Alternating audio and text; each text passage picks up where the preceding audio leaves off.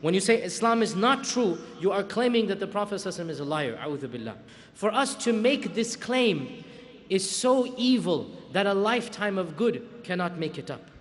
To make a claim that you worship another God besides Allah, and you say this is morally acceptable, it doesn't matter. That evil overshadows all of the other good that you have done. So the question, really and truly, no matter how politically incorrect it might be, the reality is our religion is very clear. And by the way, we are not the only religion to believe in this. Christianity also believes the only way to God is through the Son. The only way to the Father is through the path of the Son. Unless you believe in Jesus Christ, you will not be saved, even if you do a lifetime of good.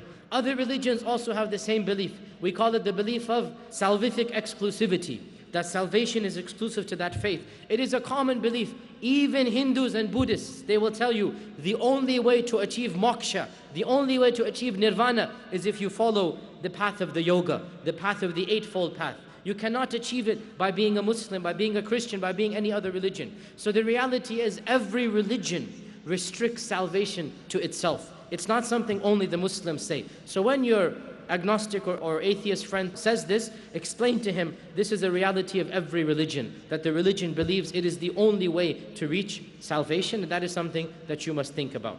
The second part was, how do we explain the materialism of the Jannah? The reality is, as we said, Jannah has more than this materialism. It has as well dhikr of Allah subhanahu wa ta'ala. The people of Jannah will remember Allah. It has as well discussions and conversations. In other words, intellectual pursuits. The Quran tells us about the discussions of the people of Jannah.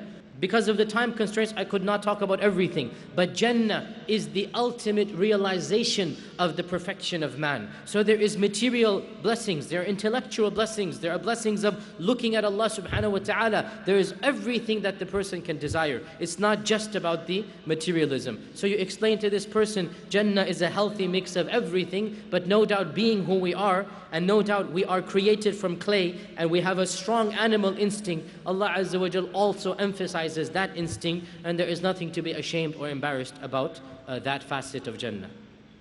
Jazakallah khair.